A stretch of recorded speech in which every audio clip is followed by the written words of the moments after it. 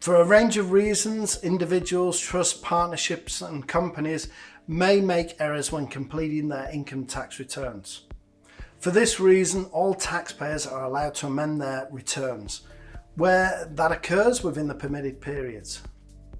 There are no real limits to the matters which can be the subject of an amendment, which includes unclaimed depreciation and building allowance deductions. What are the periods?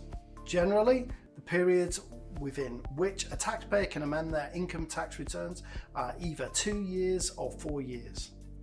Individuals and small businesses, individuals have an amendment period in relation to a particular tax return of around 2 years from the date of a relevant notice of assessment which has been issued to them by the ATO.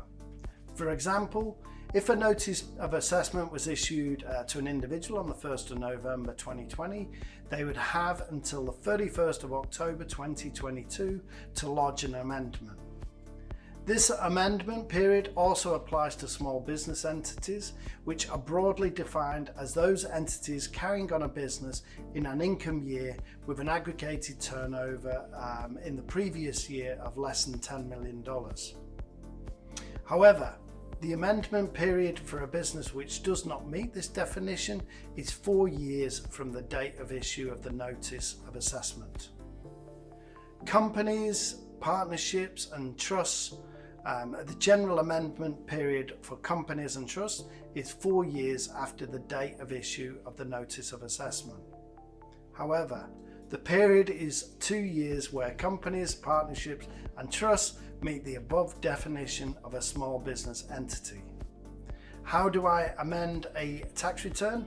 Basically, the Australian taxation system is self-assessing, which means the taxpayers are entitled to submit their own returns and amendments which are accepted at face value.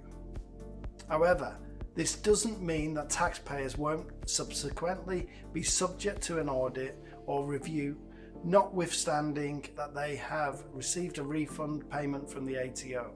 As a result, it's critical that taxpayers have proper evidence to support their claims if it's ever subject to an audit or review by the ATO.